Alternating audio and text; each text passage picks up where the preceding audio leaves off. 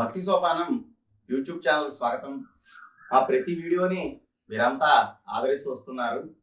ఈరోజు ఒక అద్భుతమైన లీల మీతో పంచుకోవాలనుకుంటున్నాను. మంత్రాలయం గురుదేవులు శ్రీ రాఘవేంద్ర స్వామి, అలాగే కలియుగదైవమైన శ్రీ వెంకటేశ్వర స్వామి ఇద్దరు మాకు చేసిన ఒక లీల, అలాగే అది మాకు ఒక గుణపాఠం కూడా అనుకోవచ్చు. అంటే వారు మాకు చెప్పిన గుణపాఠం అని కూడా అనుకోవచ్చు. ఆశాంతం ఈ వీడియోని వీక్షిస్తే అదేంటో మీకు కూడా తెలుస్తుంది. ఇది సుమారు ఒక 20-25 సంవత్సరాల క్రితం సంఘటన అండి. మేము చాలా చిన్నపిల్లలం. అప్పుడు మేము పశ్చిమ గోదావరి జిల్లా కొవ్వూరులో ఉండేవాళ్ళము. మాకు వేసవి సెలవులు వచ్చాయి. మేమంతా చిన్నపిల్లలం, స్కూల్లో చదువుతున్నాం. మేమంతా కూడా వేసవి సెలవుల్లో తీర్థయాత్రలు వెళ్ళాలని అనుకున్నాం అనమాట. వెళ్ళాలని అనుకుని ఒక కారు మాట్లాడుకొని కొన్ని ఊర్లు మేమంతా చెప్పాము. ఈ ఊరు ఈ తీర్థక్షేత్రాలన్నీ మేము కూడా వెళ్ళాలని అనుకున్నాము. వాటిల్లో మంత్రాలయం ఉన్నది, శ్రీశైలం, తిరుపతి, ఇలా కొన్ని ఊర్లు ముందర కారు వారికి ఆ యజమానికి చెప్పాము, ఆ డ్రైవర్కి మాట్లాడుకుని మేము అనుకున్నట్టుగానే వాళ్ళు వచ్చారన్నమాట. ఆ రోజు ఏ రోజైతే బయలుదేరాలో ఆ కారు డ్రైవర్ వచ్చారు. మేమందరం కూడా ఎంతో సంతోషంగా తీర్థయాత్రకు బయలుదేరాం.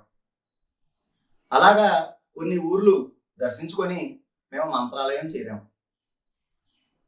ఈ యాత్రలో మేము మాతో పాటు మా పెంపుడు కుక్క అయిన జిమ్మీని కూడా మేము తీసుకెళ్ళాం అనమాట. ఎందుకంటే ఇంకెవరు ఇంట్లో చూసేవారు ఎవరు లేరు. మా సుమారు 10 రోజుల యాత్ర.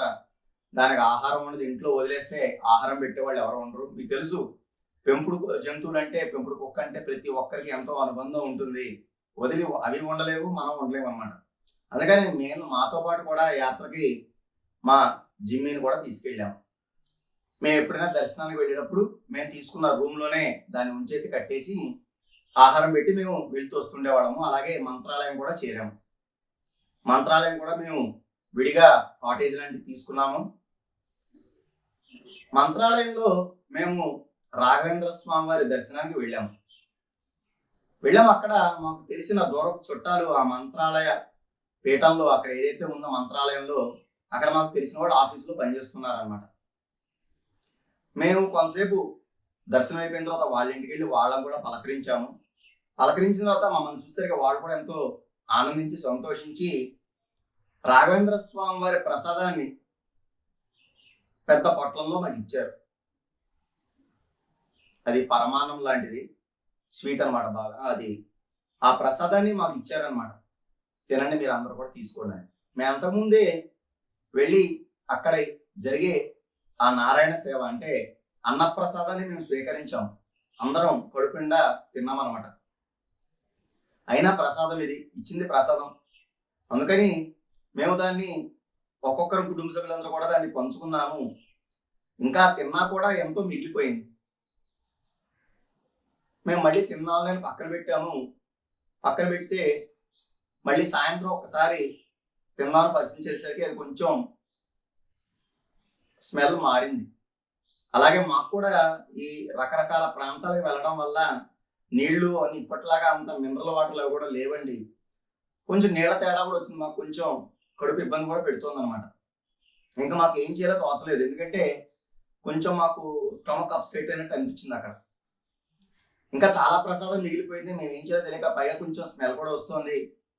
అందుకని మేము ఆ మంత్రాల రాఘవేంద్ర స్వామిని ఒక్కసారి దండం పెట్టుకొని, స్వామి ఇలా ఈ ప్రసాదం అంతా మిగిలిపోయింది, దయచేసి మమ్మల్ని క్షమించని మేము ఏం చేసామంటే బయట కాటేజీ బయట జాగ్రత్తగా ఎవరు తొక్కని చోట పక్కన పెట్టేశాము. పెట్టేసి మేము అక్కడి నుంచి బయలుదేరాలన్నమాట. అక్కడి నుంచి మేము తిరుపతి బయలుదేరాలి. మేమంతా కూడా మా సామాన్లని సర్దుకుంటూ, బట్టలని సర్దుకుంటూ నిమగ్నం అయిపోయాము. ఈ లోపల మళ్ళీ బయలుదేరే టైం వచ్చింది. మేమంతా కూడా బట్టలు సర్దుకుని బయటికి ఇలా కాటేజ్ లాక్ చేసి బయటకు వద్దాం అనుకునేసరికి ఆ ప్రసాదాన్ని ఒక కుక్క, వీధి కుక్క ఉంటుంది కదండి, ఒక వీధి కుక్క వచ్చి ఆ ప్రసాదాన్ని తింటూ ఉందన్నమాట. అదే మాకు కనబడిన దృశ్యం. మేమంతా కూడా మా సామాన్లు సర్దుకుని ఆ తాళాలు ఎవరికైతే ఆ పర్సన్కి ఇచ్చేసి మేము బయలుదేరిపోయాం. అక్కడి నుంచి తిరుపతికి బయలుదేరాం. సాయంత్రం సుమారు 6:30-7 సాయంత్రం మంత్రాలయంలో బయలుదేరామండి. తెల్లారుజామునికి తిరుపతి చేరుకొని తిరుమల వెళ్ళి అక్కడ స్వామివారి దర్శించుకోవాలి. ఇది మా ప్లాన్ అనమాట. ఇలాగా రాత్రంతా జర్నీ చేస్తూ ఉన్నాము. తెల్లారుజామున సుమారు 1:30, 2 అర్ధరాత్రి తెల్లవారుజామున. సుమారు మేము కడప జిల్లా, అప్పుడే కడప జిల్లా ముద్దనూరు అని ఒక ఊరు వచ్చిందండి. అందరం కంటిన్యూస్గా అంబాసిడర్ కారులో ఆంధ్రాలో కూర్చుని జర్నీ చేసాం కదా. మధ్యలో నిద్ర రాకుండా, డ్రైవర్కి నిద్ర రాకుండా, అలా మాకు కూడా కావాల్సిన మా ఇంట్లో వాళ్ళంతా కూడా టీ తాగుదాం, కాఫీ తాగుదాం అంటే మేము కడప జిల్లా ముద్దనూరు అనే ఊరు దగ్గర మేము ఆగేవండి. నాకు బాగా గుర్తు, ఆ హైవేలో మేము వెళ్తున్నప్పుడు ఆ ముద్దనూరు అనే ఊరు వచ్చింది. అక్కడ చిన్న చిన్న టీ స్టాల్స్ అనేవి ఉన్నాయి. మేము కూడా ఎవరైనా వాష్రూమ్కి వెళ్ళేవాళ్ళు ఉంటే వెళ్తారు కదా, అందరూ ఆపారు. అక్కడ ఒక రోడ్డు పక్కన పెద్ద మిషనరీ స్కూల్ లాంటిది, చర్చ్ లాంటిది మాకు కనబడింది. మేము అక్కడ పక్కగా కారు ఆపుకున్నాము. కారు ఆపుకొని లోపల డ్రైవర్ దిగాడు. మేము చెప్పాం కదా, మాతో పాటు మా పెంపుడు కుక్కను కూడా మేము తీసుకెళ్ళాం. దాని పేరు జిమ్మి. మేము దాన్ని గొలుసుతో కట్టించాము. మేము బెల్ట్ గొలుసుతో కట్టి మా చేతితో పట్టుకున్నాము. పట్టుకునేసరికి మేము సరే, దాని కూడా వాష్రూమ్కి వెళ్తుంది, అది కూడా బాత్రూమ్కి వెళ్తుంది, మళ్ళీ జర్నీ చేసింది కదా, మళ్ళీ అదేంటో ఎక్కిద్దాం. ఏం చేసాము, అంతా గొలుసు దాన్ని కూడా చాలాసేపు కట్టించాము. అంతా ఒరుసుకుపోయి ఉంటుందని మేము అంతకుముందే తీసుకున్నాం. ఒక 5-10 నిమిషాల ముందు తీసుకున్నాం. మాతో పాటు కారులో ఉంది కదా, మళ్ళీ దిగేటప్పుడు కడదామని. ఇలా మా ఇంట్లో వాళ్ళు కూడా ఒక సైడ్ డోర్ తీశారు దిగుదామని. ఈ లోపల ఏమైందో తెలియదు, ఒక్కసారిగా దేని చూసిందో తెలియదు, మా కుక్క ఒక్కసారిగా అరుచుకుంటూ కారులోంచి దూకేసింది. దూకి ఇంకా ఒక్కసారి చిన్న చీకటి, ఏంటి దూకిందని చెప్పి మేము ఒక్కసారి దిగేసరికి అందరం కంగారుగా ఎక్కడా కలుసు మేరలో కనబడలేదు. ఇది సుమారు రాత్రి 2 ఆ టైంలో జరిగిన సంఘటన. ఎక్కడ కనబడేసరికి మేము చాలా కంగారు పడి, ఎందుకంటే మేము కొన్ని సంవత్సరాలుగా పెంచుకుంటున్న మా జిమ్మి, అది తెలియని ఊరు, అది చిమ్మ చీకటి, ఎక్కడ వెతకాలో తెలియదు. చూసాం ఆ పరిసరం అంతా, మేము అరుస్తున్నాం, జిమ్మి జిమ్మి రా అని అరుస్తున్నాము. ఎక్కడా కూడా ఆచూకీ తెలియలేదు. లోపల తెల్లారైంది, సుమారు 5-5:30 అయింది. అప్పటి వరకు వెతుకుతూనే ఉన్నాం. ఆ చుట్టుపక్కల ఎక్కడ వెతకదండి, మొత్తం చీకటి కదా. కొంచెం తెల్లవారిన తర్వాత కారు డ్రైవర్ని కొంచెం అంతా తిప్పని చెప్పి, ఆ పక్కన సందులన్నీ తిప్పమని చెప్పాం. 1 గంట పైన, మొత్తం పెద్ద ఊరేం కాదండి అది, ఇప్పుడు ఎలా ఉందో తెలియదు కానీ అప్పుడు పెద్ద ఊరు కాదు ఆ ఊరు. మేమంతా కూడా ఆ చుట్టుపక్కల సందులన్నీ ఆ కారులో వెతుకుతూ మధ్య మధ్యలో ఆగి అన్ని కూడా వెతుకుతూ వచ్చాము. ఎక్కడా కూడా దొరకలేదు. సుమారు 7 అయింది. ఇంకా మా కారు డ్రైవర్కి అసహనంగా ఉంది, ఎందుకంటే జర్నీ చాలాసేపు ఆగిపోయింది. తెల్లారుజామునికి తిరుపతి వెళ్ళాలనుకున్నాము. చాలాసేపు, సుమారు ఒక 5 గంటలు అక్కడే ఉండిపోయాం మేము, ఆ కడప జిల్లా ముద్దనూరు అనే ప్రాంతాల్లో. ఆయన ఇంకా మమ్మల్ని తొందర చేస్తున్నాడు, ఏమంటే ఇంకా దొరకదు, ఎక్కడికి వెళ్ళిపోయింది, మీరు వచ్చేయండి, మనం వెళ్దాం, నెక్స్ట్ యాత్ర వెళ్ళాలి, లేట్ అవుతోంది, ఇంకా అంతా లేట్ అయిపోతుంది, అలాగా మీరు రండి, అతను తొందర పెడుతున్నాడు. అతనికి తొందర, కానీ మా పెంపుడు జంతువు అది, మా పెంపుడు కుక్క జిమ్మి, అది ఎలా వదిలేసి వస్తాం మనం, ఆ కుటుంబ సభ్యులు వదిలేస్తాం అలాగా ఎక్కడైనా తప్పిపోతే. మేము కూడా చాలా ఏడుస్తున్నాం, మాకేం చేయలేదు, ఇంకా వెతుకుదామండి, అప్పుడే కాదని చెప్పి మేము. అతను కూడా అసహనంగా సరే అని చెప్పి ఉంటూ వచ్చాడు. మళ్ళీ ఇంకొకసారి చూద్దామని చెప్పి మొత్తం ఆ పరిసర ప్రాంతాలన్నీ వెళ్తూ ఉన్నాం. ఈ లోపల మా అమ్మగారు, మేమందరం కూడా, మొత్తం కుటుంబ సభ్యులు, మా నాన్నగారు, మా అమ్మగారు, మేమంతా కూడా ఎందుకు ఇలా జరిగిందని బాధపడుతూ మధ్యలో గుర్తు తెచ్చుకున్నాం. నిన్న ఆ ప్రసాదాన్ని, రాఘవేంద్ర స్వామి వారి మంత్రాలయంలో ఇచ్చిన ఆ ప్రసాదాన్ని మనం చాలా తిన్నాం, కానీ ఇంకొంచెం మిగిలిపోయింది. దాన్ని రోడ్డు పక్కన పెట్టాం. ఒక కుక్క వచ్చి దాన్ని తింటోంది. మనం చూసాం. అది రాఘవేంద్ర స్వామి వారు ఆగ్రహించారేమో, మీరు ఇచ్చిన ప్రసాదాన్ని ఇలాగా పక్కన వేస్తారా, నా ప్రసాదాన్ని ఇలా పక్కన వేసి ఒక కుక్కకు పెడతారా అని ఆయన ఆగ్రహంగా ఉన్నారేమో మన మీద. అందుకని రాఘవేంద్ర స్వామి వారు కూడా దండం పెట్టుకున్నాం, స్వామి క్షమించండి, మా తప్పును మన్నించండి అని రాఘవేంద్ర స్వామికి దండం పెట్టుకున్నాము. అలాగే మా అమ్మగారు, మేము ఎలాగో తిరుపతి వెళ్తున్నాం, తిరుమల వెంకటేశ్వర స్వామి వారు దర్శించుకోవడానికి వెళ్తున్నాము.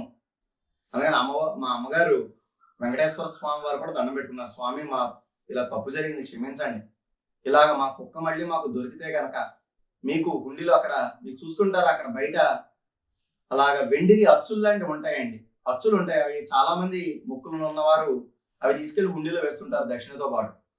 అలాగ కొన్ని వేస్తామని మొక్కుకున్నారనమాట. ఆశ్చర్యకరం, 5 నిమిషాల్లో మేము మళ్ళీ ఇంతకుముందు వెతికిన ప్రాంతమే, మళ్ళీ ఆ కారులో కొంచెం ముందరికి వెళ్ళాము. ఒక చిన్న సందులా ఉందండి. ఆ సందు దగ్గరికి వెళ్ళి ఇంకెక్కడ ఏమీ లేదు, అదే చివరి అనమాట, ఇంకేమీ లేదు, తిప్పుకుని వెళ్దామని అక్కడి నుంచి మళ్ళీ కారు టర్న్ చేసుకుంటున్నాం. ఈ లోపల నేను చూశాను, ఆ సందు చివర బాగా కొన్ని మనం చూస్తున్న ఊరల్లో కుక్కలు ఉంటాయి కదా, ఊర కుక్కలు, వీధి కుక్కలు అన్నీ ఉంటాయి.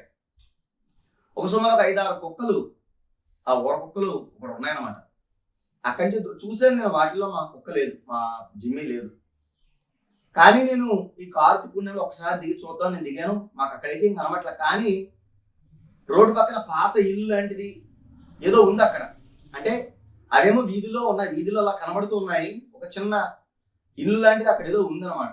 నేను మళ్ళీ అక్కడ పెద్దగా జిమ్మి జిమ్మి జిమ్మి అంటూ నేను కేకేశాను. ఆశ్చర్యకరం. రాఘవేంద్ర స్వామి వారికి మా తప్పు చెప్పుకొని ఆయన్ని క్షమించమని వేడుకొని వెంకటేశ్వర స్వామి వారికి మొక్కుకొని సుమారు 5 నిమిషాలు అయింది.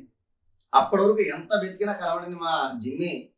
ఒక్కసారిగా మేము జిమ్మి అరవంగానే అది కేకలు పెడుతూ అది వచ్చేసింది మా దగ్గర. మాకు కూడా అసలు ఆశ్చర్యకరం అనమాట. ఎందుకంటే అప్పటి వరకు ఒక సుమారు 5-6 సార్లు కారులో అటు ఇటు తిరుగుతూనే ఉన్నాము. సుమారు 2.5 గంటలు మేము వెతుకుతూనే ఉన్నాము. వెతికినా కనబడిన మా జిమ్మి ఒక్కసారిగా అటు రాఘవేంద్ర స్వామి వారికి, ఇటు వెంకటేశ్వర స్వామి వారికి మేము దండం పెట్టుకుని క్షమించమని పెట్టుకుని మొక్కుకోగానే వెంటనే మా దగ్గరికి వచ్చేసింది. మేము ఎంతో భక్తితో ఆ మంత్రాలయ రాఘవేంద్ర స్వామి వారికి, అలాగే కలియుగదయమైన వెంకటేశ్వర స్వామి వారికి మేము ఎంతో కృతజ్ఞతతో నమస్కరించుకొని ఎంతో ఆనందంగా మేము తిరుపతి, అక్కడి నుంచి తిరుమల చేరుకున్నాము. అలాగే మేము అనుకున్న విధంగా, మేము మొక్కున్న విధంగా మా అమ్మగారు అక్కడ ఉన్న ఆ వెండి అచ్చులు ఏవైతే ఉంటాయో తీసుకొని మేము హుండీలో సమర్పించాము. అలాగా ఇది చాలా చిన్నదనిపించచ్చు చూసేవాళ్ళకి. కానీ ఆ సందర్భంలో చిమ్మ చీకటి అర్ధరాత్రి ఒక్కసారిగా దూకేసిన మా కుక్క, మా పెంపుడు జంతువు, అది ఏదైనా వాహనం కింద పడ్డా ఇంకా మాకు అది దొరకదు. అలాగే అక్కడి నుంచి ఇంకెక్కడో తప్పించుకుపోయినా మాకు తెలియదు. ఇంకా మాకు ఆశుకి మేము దాన్ని తీసుకురాలేము. ఎంత వెతికినా సుమారు చిమ్మ చీకటిలో ఆ చుట్టుపక్కల మేము ఒక 2 గంటలు వెతికాము. తెల్లారిన తర్వాత ఒక 2.5 గంటలు వెతికాము. ఎంతసేపు వెతికినా దొరకని మా కుక్క ఒక్కసారిగా ఆ రాఘవేంద్ర స్వామి వారికి, కలిగ దైవమైన వెంకటేశ్వర స్వామికి మొక్కుకోగానే వెంటనే 5 నిమిషాల్లో మాకు అది దొరికేసింది, మా దగ్గరికి వచ్చేసింది. మేము సంతోషంగా వెళ్ళాము. అప్పటికి ఇప్పటికీ కూడా మేము ఈ సంఘటన గుర్తొచ్చినప్పుడల్లా మేము తలుచుకుంటాం, స్వామి మా తప్పు జరిగింది, ఆ రోజు ఆ ప్రసాదాన్ని అలాగా మేము పక్కన వేసాం, పారవేసాం, మమ్మల్ని క్షమించని. ఇప్పటికి కూడా ఆ సంఘటన గుర్తొచ్చినప్పుడల్లా మేము స్వామికి నమస్కరించుకుంటాం. నేను దీని ద్వారా చెప్పేది ఏంటంటే, మీరు కూడా ఏదైనా ఒక పుణ్యక్షేత్రానికి, ఒక తీర్థక్షేత్రానికి వెళ్ళినప్పుడు ఆ ప్రసాదాలు మీరు తినేట్లయితేనే తీసుకోండి, లేదంటే దాన్ని దయచేసి పారవేయవద్దు. ఎందుకంటే అది నివేదన చేసినవి, అలాగే భక్తులకు అందించాల్సిన ఇచ్చే ప్రసాదాలు.